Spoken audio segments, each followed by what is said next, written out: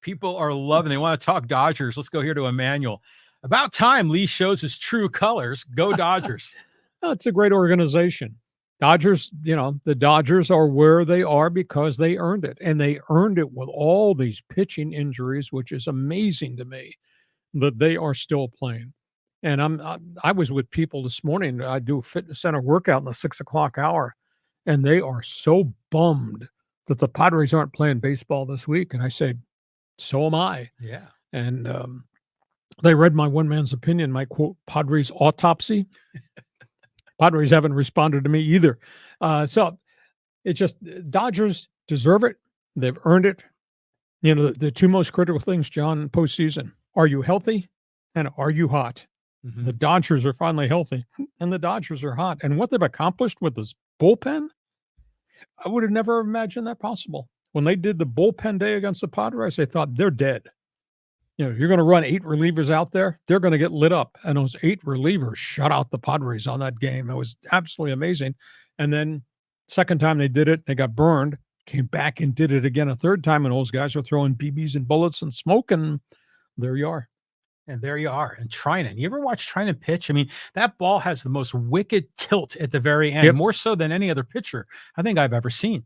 But, you have a loose connection with the Dodgers. You grew up in New York. Yeah. Did you ever get out to Ebbets Field? Yeah, my dad, his first game I ever saw was at Ebbets Field. Right on. Dodgers, St. Louis Cardinals. My dad he was a Cardinal fan, took me to see, and got to see Stan Musial. Got to see Jackie Robinson was right at the end of his career. Got to see the Boys of Summer. Nice. And just got to experience Ebbets Field. I mean, what a unique place it was just to walk around. You walk at the old stadiums, there's a view when you walk up to get to your seat, and all you see is the green grass. Oh. And then all you see, back those days, colored billboards along the outfield. Mm-hmm. And there's a unique smell to the ballpark. It's beer, it's hot dogs, and there's a ding, there's a noise level that just, okay, what do you call it, cacophony? I mean, it's really it's really kind of cool. I mean, Petco is so neat, but back in the day, the old stadiums, the same thing. I went to Fenway Park in Boston. I walked out there and I was by the Green Monster. I looked at that. I said, God, there's so much tradition. You know how many great players had line drives off that green wall in left field? So yeah, the old stadiums are cool. It's like going into like a European cathedral, with all the history and all the artistry, but just a tangent on what you said. Back in the day, like when you went, there were billboards along the outfield wall. And then remember, Major League Baseball went through a period where there were no advertisements. Mm-hmm. And then suddenly, I think the Houston Astros started to bring them back, and now they're everywhere again. Exactly. There's neon lights, and it's just a different era. But that was early on. That's the way it was. Hey, you're right, Emmanuel. I do look good in Dodger blue. That may offend a few of his friends, but that's okay. Yeah, let's go to another Dodger comment. This is from Javi. Have a good feeling about Yamamoto going against the free swinging Mets today. P.S. What time do the Padres play? Javi, don't be afraid to pile on. That could be a 2-minute penalty for a cheap shot. But, hey, Dodgers earned it, so that's why the Dodgers are still playing. They played the late game in the 5 o'clock hour tonight against the New York Mets. You forget, the series is 2 in L.A., 3 at Citi Field, and then 2 more in L.A. If the Padres win this one on this Thursday night, they're up 3-1. The Dodgers are in a world of hurt if that happens. Yeah. Now, if Yamamoto doesn't get out of the third inning, then the Mets are back in the series at 2-2. So we'll see. Yamamoto's pitched well. I was so impressed with Walker Buehler. I mean, I went back and looked. So he threw 4 shutout innings last night, and he was in hot water the whole time. He just pitched his ass off. But he threw 3 shutout innings against the Padres after the crap performance when his defense failed to turn 2 double plays dug that big hole. Mm-hmm. And he had the tantrum in the dugout. Yeah. And then he went out to the mound and he threw 3 scoreless innings. So he's thrown 7 straight shutout innings, striking out a lot of guys. And it was interesting in that Padre game when Dave Roberts came out to get him, and he said, "Get the F off my mound. I'm finishing this inning." And he did. He didn't allow any runs to score. So Buehler's now strung together 2 pretty impressive back-to-back games, pitching out of trouble. You like to see that bulldog mentality, right? Sure. He's a winner. He wants to get out there and fight. I mean, I appreciate that in him, but it's it wasn't just a few weeks ago we were saying Buehler might be done. His career may be over. He just was ineffective, so inconsistent, and now suddenly he's like a Cy Young guy. It was fascinating. Just listen to John Smoltz talk about Buehler and what it's like to come back from the surgery. I think Smoltz is the most elite color analyst there is because he's walked that road. And just for him to talk about rehab and to talk about the mental hurdles that a Buehler or somebody else, and Smoltz came off elbow surgery in Atlanta, and he had to, he rebuilt his career and made himself a great closer. But just to enunciate where you are physically, where you are emotionally, and all that type of rehab from the Tommy John surgery, and Buehler's done it twice. So that's pretty impressive. Yeah, it is unbelievable. Okay, let's keep moving on here. Let's go to Callan. The U.S. men's national team coach is pleading for patience after the loss against Mexico, especially with 4 guys out. How many matches do you think he'll need to get the players to buy into the system? Well, I think they'll buy into the system because they know his history. Pulisic held a team meeting after the hire and said, you're going to like this guy. This guy is aggressive. This guy pushes the ball up the field. We will play physical. Just look at the guy's track record at what he did at Chelsea, Hotspur, what he did in Germany. Now, he's got to have healthy players. He can't have guys going down while playing for their other clubs and then get injured guys here. But we got plenty of time. I mean, World Cup is not just around the corner. So, they've got international games coming up. CONCACAF tournament will be coming up in 2025. So there will be time for him to implement his system and get his guys there. The thing is, can they be healthy when they get here to resume training under his playbook? Yeah, it is early. I mean, and he was just signed as a coach a few weeks ago, so we got to give him time. But what's one thing I noticed in the game last night that I had never seen is they're using green screen to put more advertising on the field. Because, around the soccer field, they have those boards. Yes. And now they're electronic, always swapping. But the green grass that's out of bounds. It's got logos on it now. Yeah, they've been projected like, on the TV broadcast. It's called technology. Yeah, exactly. They're trying to come up with money for all of this. So it's like us. Who the hell thought we'd be doing this? Go ahead. Next question. Okay, you're going to love this one, Hacksaw. Jordan says, who in their right mind watches this nonsense? Old man yelling, get off my lawn. Jordan, don't talk about my co-host like that. This is his studio. He's part of the podcast. Jordan, agree or disagree doesn't matter as long as you participate, and you just did. Yeah, and he's watching, so obviously. Cool. So, okay, let's go to Angel. Hey, if I'm a Padres, I would keep Cease and King, especially with Musgrove getting Tommy John. San Diego needs arms. But they got some tough decisions because I don't think ownership is going to sign off on anything north of a $200 million payroll. I mean, it was 169.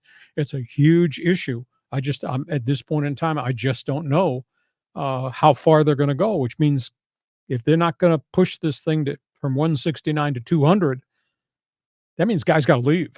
And I don't know who those are going to be.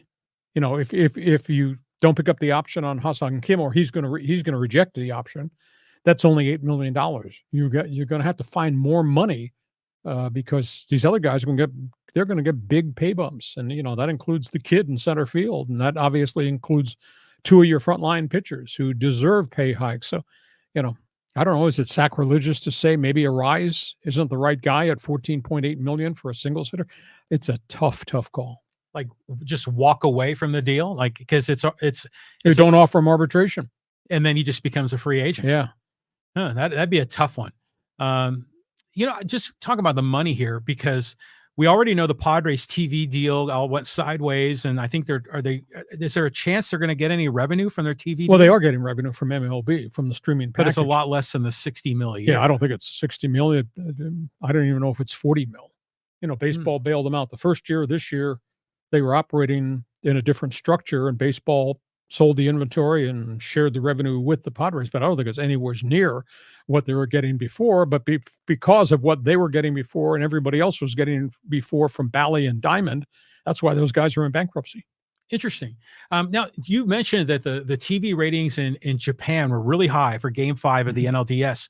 Do the Padres and Dodgers get a little bit of that money? I think, that goes into a pot of gold. International broadcast rights, it's all shared by everybody. That makes sense. Okay, next topic. Okay, let's go to the practicing guitarist. Winning organizations win games like Game 5 of the NLDS. The Padres are not a winning organization. Now the window is closed. 2024 was the year, and Machado's baseball card shows that he chokes in the postseason. That's cruel, but the dude did hit 179. It's so tough. When they made all the trades at the deadline, if you were watching our podcast back around August 1st, and AJ Preller wound up trading 15 top prospects to get all these transactions done, to get Cease, get Arise, and then get the bullpen group that came at the trade deadline. I said here on this podcast, have to win, have to be in the World Series this year or next year, because this is a marquee team that's built to win. Because in 2 years, a bunch of these guys are going to be 35. You're on the hook for contracts into age 40 for a whole pile of these guys, and you don't have anything in the farm system yet that's ready, anybody close. And you're committed to all these contracts. So if they're going to do it, has to be this year, next year. Didn't get done disappointingly this year. There is next year. But as we threw the board up, the first topic we covered is how you're going to pay all these guys. If ownership is not going to allow a $230 million payroll, that's what it would be if you gave Cease and you gave Merrill and you gave Arise all the money that they could get through arbitration. It's not going to happen. So there are going to be some guys leaving here. So it might not be the same team going forward next year. But they got this year, they missed it. They got next year. Because after that, then I think you're looking rebuild. Well, you said that AJ Preller was potentially the executive of the year. Mm-hmm. So you think he can pull his magic again and work some more of these deals? Well, maybe. I guess so. You know, he got Arise for nothing. Mm-hmm. He gave up prospects. He didn't pay any of Arise's salary.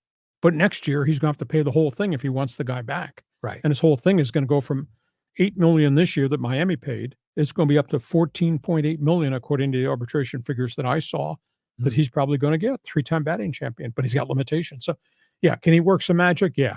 Is he going to trade more people from the farm system? Maybe, because that's who he is. That's how he acts. Yeah. But that's his currency. Yeah, exactly. Mm-hmm. But that doesn't mean down the road that's going to work out. It's a tough call. I tell you, between now and December 1st, wow, some tough decisions to be made. Moving on. Let's go to Chris. Oh, Canada line from Pasadena. Let's face it, the Kings are a joke. You always yapping about the stud blue liners and the hot young snipers. These players do not exist. A bunch of no names, no goaltending, and no name boring coach. And yes, I know Doughty is hurt. Reaction. Well, that was a bad road trip. I mean, they gave up 8 goals. Their starting goaltender, Darcy Kemper, gave up 8 goals in Ottawa. And then he got hurt at the end of the game. So last night they went to David Riddick, who is the backup. He becomes a starter. And at one point they were trailing the Maple Leafs 5-0. They got the weakest link right now is between the pipes and goal. I still think they got an awful lot of firepower up front. A little bit shaky on defense with Doughty not there to eat up 35 minutes a night. I will say this, Brant Clark, I thought played really well last night, and he's just a young guy that they're force feeding, and he's big and a wide body guy, and he's an offensive minded guy. So I'm not ready to give up on the Kings season, but goaltending was an issue to start.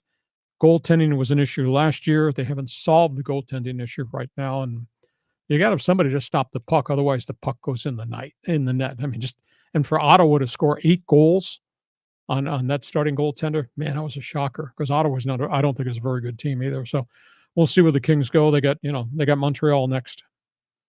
I love Chris. He always likes to channel the hacksaw shtick in his commentary, which is just fantastic. Okay, thanks for joining us on the old Canada line. Okay, let's go here. Forsco's Fabio, 19 days until Aztec basketball. Major rebuild. A lot of unanswered questions. Yeah, you do have Reese Waters back. They did pick up the transfer from the University of San Diego, the guard. But major questions amongst the bigs. And we'll just have to see how the 7-foot center from Sudan, who's never played, is going to play and how he's going to hold up. But he sure looks like he's gifted, and he's just so big and so wide, so long.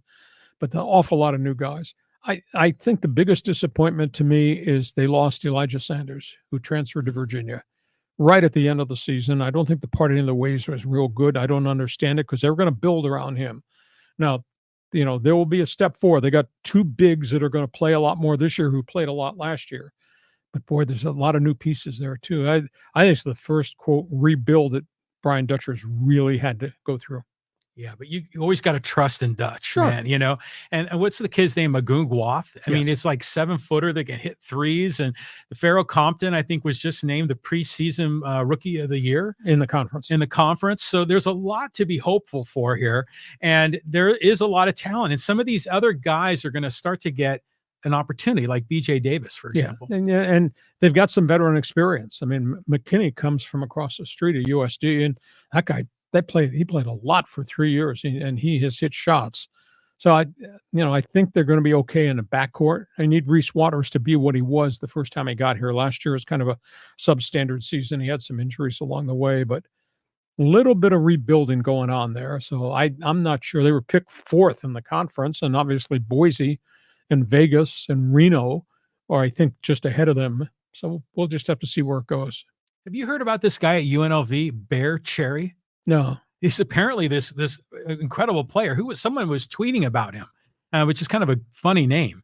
But the Mountain West is going to be a lot better this year. Mountain West become a pretty even Steven basketball conference. Yeah, even with the transfer portal, everybody's got kids, everybody's got players. So. All right, next question. Okay, here, let's go to Dick. And Dick says, Gulls fan since 1966. What does it say? 5th again? Go Gulls. Got to prove they can score. Young guys, it's a learning curve. It's a fierce learning curve to play at this next level. The kids that play junior hockey, like the Russian Sidorov, who scored 50 goals. Now, they play a lot of games in the Western Hockey League, which is the junior league out in Western Canada. But now you're playing against men. You're not playing against 18 and 19-year-old guys. So there's a learning curve there against that level of competition. And it's a different grind. College hockey players, they live a nice life. They play on Friday and Saturday. That's it. And they practice. It's kind of first-class travel. I mean, you play at Harvard or Boston U or Boston College. You're only playing twice a week for the most part. Now you're playing a freaking 72-game schedule, bus trips, airlines, and all that. And you're playing against men. So transition is culture shock. But Anaheim brought in 6 veteran AHL guys who've had taste in the NHL. Their starting goaltenders played 7 years in the American League. Oscar Dance had been with Las Vegas. One of their captains is Ryan Carpenter. He played for the San Jose Sharks. He's played a lot in the AHL. They got 2 massively big veteran defensemen, Hetherington and McEwen, have both played in the Calder Cup finals. They are kind of AHL veteran guys. So maybe there'll be a little bit more stability there. But young goal scorers, I mean, the Regendas of the world, and as I said, Sidorov, they got to learn how to play at this level and score, and it just takes time. Man, love you, Saw. I know what I know. I know. You just put a topic on the table and boom, there's all this information. Here's a comment that probably backs that up. This is from Damon. He goes, Hacksaw is probably the most intelligent sports host out there, way beyond the ones who just yell and shout nonsense. I know what I know, and I happen to think we're pretty good. That's why this podcast is just raging. And we got to take a time out for a minute here. We need to congratulate everybody. We just busted through 6,000 subscribers. Right on. 6,000 in 15 months. That's pretty impressive, and that's all on you, which means you like what we're doing in terms of, quote, sports talk the way it should be done. Topics on the table. So, I don't know, should I challenge everybody who's a subscriber and watching? Can you get us to 10,000? Can we get 10,000 subscribers here, maybe by the first of the year? I mean, wouldn't that be something, going from absolute ground zero? When we started this, I didn't know anything about technology. This dude didn't know anything about me, and it's worked. So congratulations to you to get us to 6,000 subscribers on YouTube. And just like we're trying to get to 10,000 subscribers on social media on X. So your help, you could push us over the top. Yeah, and we're real close to 20,000 on Instagram. So everything's growing, everyone's growing. Everyone loves the content. Well, they don't love the host, but that's that's on you. You act the way you Well, a little bit of humble pie wearing the Dodger sweater. I think they're going to enjoy that. Willie says, Forbes estimated Padres local TV revenue for 2024 at $20 million. Terrible drop from Bally's payout. Well, Major League Baseball is the one that packages it. The Padres sell some inventory, et cetera. There's a revenue share there. Now that revenue share may grow going forward because Diamond Sports Bally, which is in the middle of a bankruptcy war with the judges and with MLB. They just let go 11 other teams that have been informed we're not going to televise you in 2025. That includes the Angels, for example. So those teams are going to come in and they're going to join MLB's streaming package. So when MLB goes to national advertisers and they go to Budweiser and say, you will get your 30-second TV commercials in our streaming package in 11 different markets, come with us. So there's more clout. It's just not the Padres and the Texas Rangers or the Padres and the Angels. It's now going to be in at least 11 markets with a streaming package. Now, granted, it's not in New York because of Sports New York. It's not in LA with Dodgers Spectrum. It's not Boston because of NESN, the New England network. But if they get more than 11, if they get this thing up to 15, which they conceivably could, now you got more eyeballs watching the respective teams. You get to see the Budweiser commercial. So it's a long road, but they've made progress. I think you'd agree with me, John. The telecasts have been pretty cool. Mm-hmm. Yeah, I think so. And I think, it's just all about scale, and trying to build a business. Let me ask you this. So what do you think about the differences between the regular broadcasts that we see with Dawn and Mud, and then when Apple TV does it, or some of these other ones? I mean, well, you don't even subscribe to Apple TV, do you? No, I can't subscribe to everything. You can't. I'm not like you. Well, because the graphics there are so good, Yep. and it's like 4K and it's brilliant, but it's just so tough when we get these other announcers from out of market. It just doesn't work. Well, part of the broadcast become generic and homogenized rather than a home spin, but that's not bad. I'm trying to remember where I was, it was in Arizona. I saw the Diamondbacks telecast, but it had the same graphics that Padres did. It had the same musical jingles in and out, just different announcers. So there's a brand. This is their style. This is the way they do it. Now, if they go to Amazon, if they go to Apple, they use their creative juice to actually make a very, very different presentation. Yeah. It's interesting to see how all the business aspects of this work. Want to do a little social media? Should we?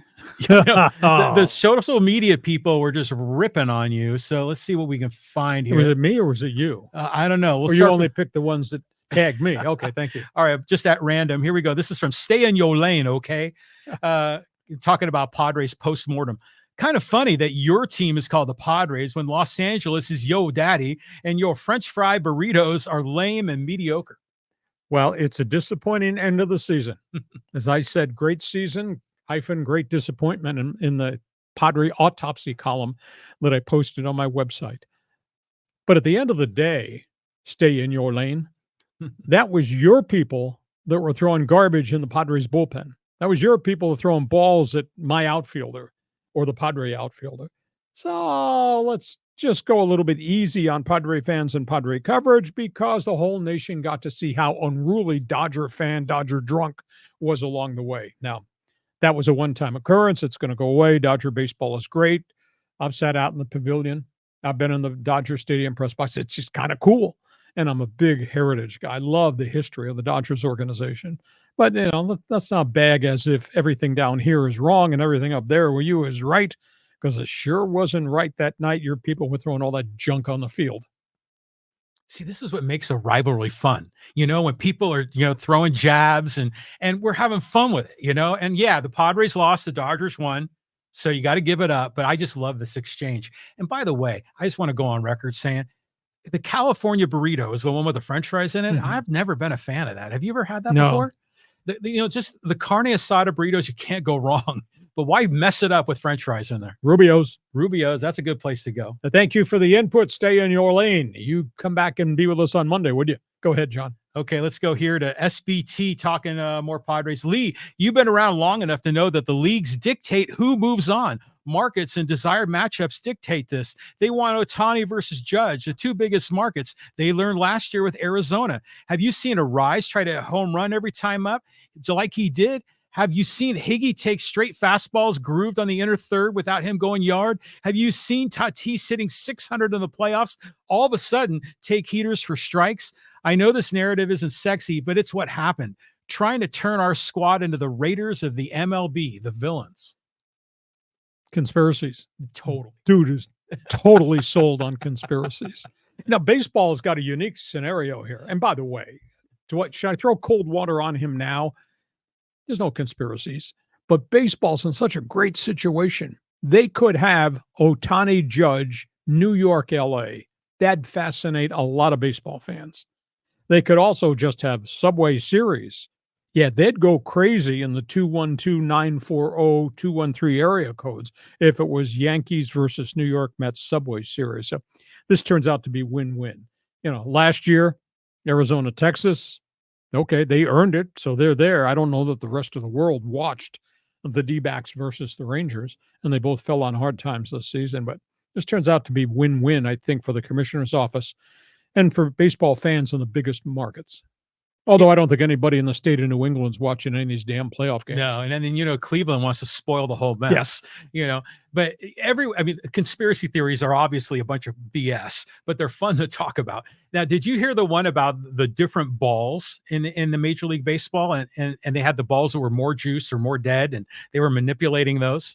Oh, do we have any facts here, or is that just junk coming out of your mouth? Well, when the ball just gets, Machado only hits it to the warning track, that's when we start thinking about these things. Thank you for joining us. Okay, let's go here to Versha Aguiar. It says the Padres swung at bad pitches in Game 5, and they made a mistake putting in Cease. Perez should have been given an opportunity for having a good ending to the season. Agree with you, Hacksaw, and I wish they would hire you on 97.3. Smart guy. That's a real smart guy. Yeah. Hey, at the end of the day, I'll just reiterate, if you weren't part of the post-mortem podcast we did, if you didn't read my column yet, you should read my columns on my website. But at the end of the day, you asked Dylan Cease, who had thrown 82 pitches in his last start and got racked by the Dodgers, didn't survive into the fourth inning. You asked him to come back on 3 days rest. He had never, ever done it. I would have much rather gone to Perez. And the first sign that Perez got banged around. Now, remember, Perez had a 2.65 ERA heading into his final regular season start. So he had pitched pretty well. Thank you, Ruben Niebla, pitching coach. If Perez had got banged around, you turn that game into a bullpen game. Now, if you win Game 4, great. If you don't win it, there's a Game 5, but you got Cease, an additional 2 days rest, and you're now on normal rotation for Cease, Darvish, and Michael King. So it was right there in front of them, and instead, and the Padres have not held a season-ending press conference. They're not talking about this. It's like they're hiding behind the door. You screwed up. You should not have done that to Cease. You hurt yourself, even though Darvish just pitched a man's game in the 2-0 loss in Game 5. So part of this is on that bad pitching decision. The other part is the Padre batting order did nothing. And, didn't hit with men on base, didn't hit with men on scoring position. The stars outside of Tatis did not hit. So there's multiple ways and rationales, but they put themselves in a bad position by starting Cease when they could have had alternatives, and then would have had the front of their rotation in full cycle rested up for Game 5, and then what would have been the next series had they won in Game 5 against the Mets. That's one man's opinion. I'm just telling you what I think, but I know what I know. How's Joe Musgrove feeling right now? He probably wishes he was there for his guys. Yeah. Yeah, it just didn't work out. But, like you said, you got to score runs. Now, as far as who the Padres should have started, check out this comment. I thought this was interesting. And this is from Sammy Boy Smith Rules. He says, Dodger fan here, not trolling, but what the F why didn't you start Waldron? I was scared to death you'd start him Game 4. Even if he lost, Dodger bats would be screwed up Game 5 from the knuckleball the day before. It's statistically proven that teams' batting averages dip considerably their next game and a half. Well, Waldron had not pitched great ball at El Paso, and he was still trying to find the comfort zone. He's going to reinvent himself again, I think, in this offseason, and he'll be here. But at the end of the day, that first half of the season, that's why the Padres were still in a pennant race, is he saved their soul by the way he pitched. Fastball, curveball, knuckleball, but then it all caught up to him. And maybe it's scouting reports, maybe it was fatigue, maybe it was the pressure got to him, but I think he would have been a long reliever more than anything. I don't know they would have gone with him because Martin Perez had more success in 5 or 6 starts after he came in the trade deadline deal. Now, he did get dinged his final start. He got knocked all over the yard, but like I said, I mean, you could have used Waldron in long relief if Perez didn't do well and you wanted to save your pen. You could have made it a bullpen day, but Waldron's going to have to take the next step as a starter. But that was pretty impressive what that man did. It's cool having a knuckleballer on the team, Yeah. because it just gave us something different to see. Earlier in the season, like in June or July, I would say, yeah, Waldron would have been terrific at that time. But near the end of the season, it just seems like he lost something on the knuckleball. Yeah, he didn't trust it, or they caught up to it, or they knew when to lay off it. And that's what scouting reports, that's what the whole analytics thing is finding a way to counteract what somebody else is doing. That's what when the Dodgers had the bullpen day, and I thought to myself, this can be fatal. They're not going to survive this. And what they did was they went to Kopech in the fourth inning, and then they went to Evan Phillips, and then they went to Blake Trinan, and then they went to their left-hander Vesia. And what did they do? Their analytics guys said, this is the way the Padre lineup is structured. We're going to go to Kopech in the fourth inning when it's right-hander versus right-hander. And he came in and threw smoke. And the left-handers are coming up in the fifth. We're going with Vesia. And then we're going back to the right-hander because the next group of guys. And the Padres just stopped hitting completely. I would have never, ever imagined that the Dodgers could have 8 guys coming out on a bullpen day and throw a shutout. I was just absolutely amazed. So the analytics guy on that one given day, their scouting report how to handle the Padre lineup, right-hander, left-hander. That was marvelous. Think if you were an old-time scout, that's done it the way it's always been done. And suddenly these nerds with computers have figured out a new way. Those old-time scout guys must have thought, there's no way this is going to work. Now I didn't think it was going to work. And I know everything about everything. Yeah, you do. So I wonder if this is going to be a copycat thing.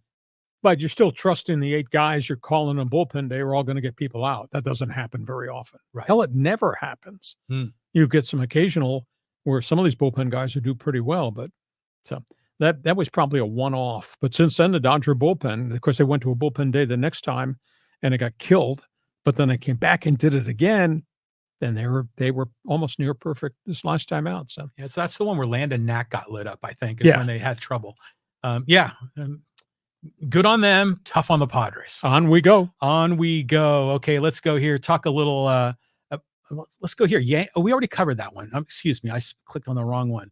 Let's go to Rita Smith. She says, I'm a huge Dodger fan who has lived in San Diego since 1982. Have never disliked the Padres team until now. They are so beyond cocky, arrogant, disrespectful, and it has rubbed off on the fan base. Can't stand them and so glad they got slapped. Hope they return to some level of professionalism, but am not optimistic as long as they still have Machado, Tatis, and Profar. I guess Rita didn't like Profar jumping up and down on the outfield after he robbed them of a home run and didn't like Tatis's bump grind after what he did going over the fence. I guess that's fans being fans. Have to understand, Padres have never won bleep. I mean, they never won a World Series. And I thought this was a year, maybe this thing was set up for them to get to the World Series. But there's nothing wrong with guys celebrating as long as it's not taunting along the way. Although some people of the opinion, Rita's one of them, that Profar and Tatis were taunting and Manny yapping at the dugout and Jack Flaherty yapping back and Dave Roberts doing what Dave Roberts did towards Machado. That everybody had an opinion and everybody reacted. It was pretty electric series, I thought. Well, that's why they had so many people in Japan watching it. I mean, imagine the spectacle of all this, but they probably don't have a lot of that drama in Japanese baseball. I'm guessing. No, there's something about, I don't know if I call it purity, but there's a style, there's a respect the way the games are played. Yeah. Hell, there wasn't a lot of respect between the Padres and Dodgers and the fans. But, when you have like guys on your team that are kind of showboats, you love them when they're on your team, but you hate them when they're on the other team. Mm-hmm. It's like one of my villains is Jock Peterson. I always think he's a punk every time he plays. But that's because dude hits home runs against you. Yeah, and he is a bit cocky, and arrogant as he goes about it. But when they're on your team, they're your guys. But this was a fun season. I mean, it really was. I thought it was a great baseball season. I think of all the years I've been here covering it, and that included the 98 team that went to Yankee Stadium World Series. Mm-hmm. This is the most fun to be around these guys and just to experience. I mean, all the come from behind wins, all the walk-off wins, the no-hitters, and what they got, the bullpen brigade. I mean, it's just fun to be at Petco Park and to experience it and just to see it and to see it grow and come together. Because at midseason, I think the common phrase we used was underachievers. It was same old, same old. And then it just flipped and it turned, and AJ did what AJ did to solidify the bullpen. So they got 2 years to get to the World Series. They lost the opportunity this year. They got next year to try to do it again. Okay, let's keep moving. All right, let's go here. Talk about some Padres karma. This is from I Am Not Todd. Padres were enjoying themselves, and that's bad karma. Dodgers were headhunting, creating drama, yelling and screaming, and they're the respectable ones. Pods laid an egg, but it wasn't karma. I love this group, but they fell short. 2023 Padres were exciting, and I enjoyed the season. Of course, the end sucked, but we didn't get the prize. One of the funnest Padre teams in my lifetime, nonetheless. Hey, you were down at Gallagher Square drinking beer. I saw you there. How cool was that experience for the fans? I mean, it became a destination point to go enjoy. And so am I disappointed? I thought this thing was built, that I thought it was a potential World Series team. And I could have never, ever imagined, if you had told me in mid-September, these guys are going to go 24 straight innings in the playoffs and never score a run, I would have sent you for psychiatric evaluation. Yeah.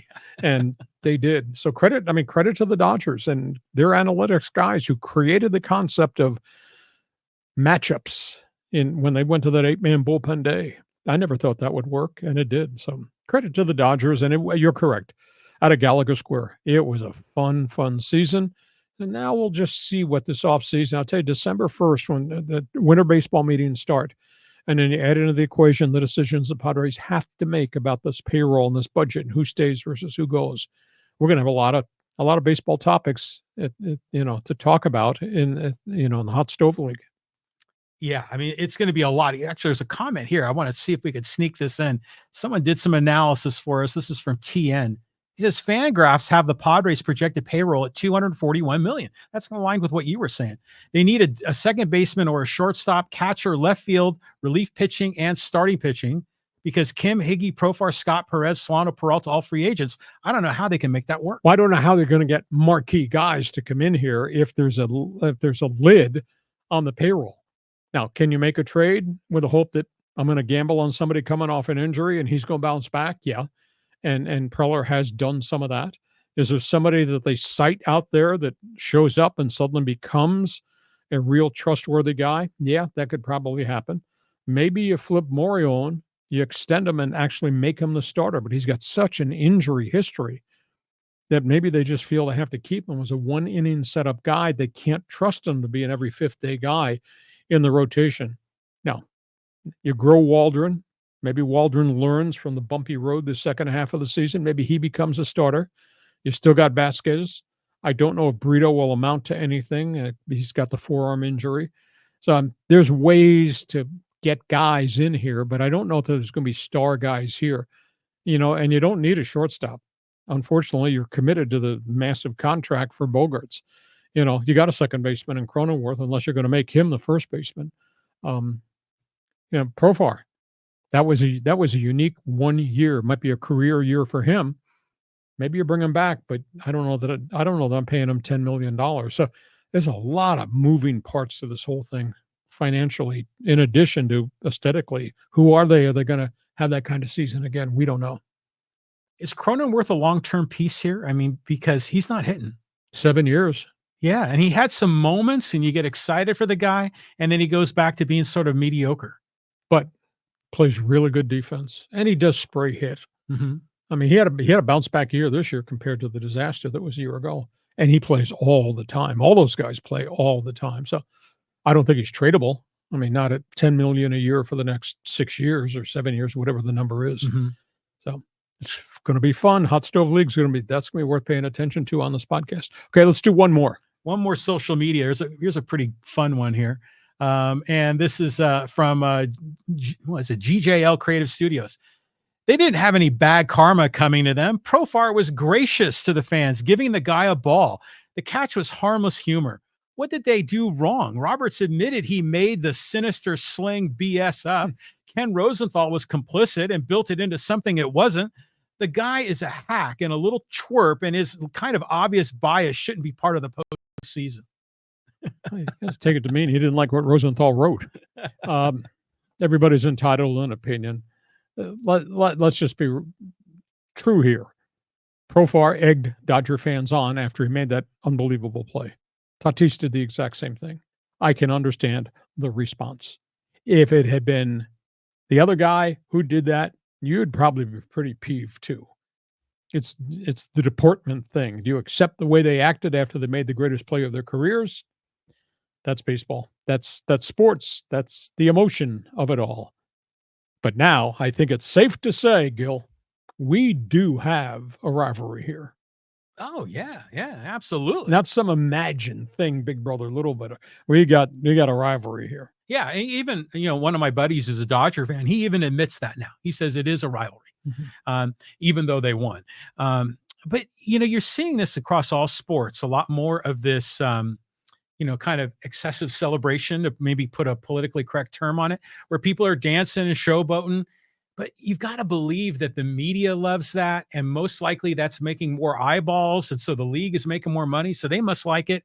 It kind of makes you wonder if this is all coordinated. No, it's just reactionary. But you got to cover it, and you will talk about it. But I think the teams must have a message to the players that encourages them to celebrate, because you notice how they have a celebration in the clubhouse when you clinch a wild card, or you have a celebration on the field every time there's a walk-off, and I get the camaraderie, but sometimes it feels a little orchestrated. Staged.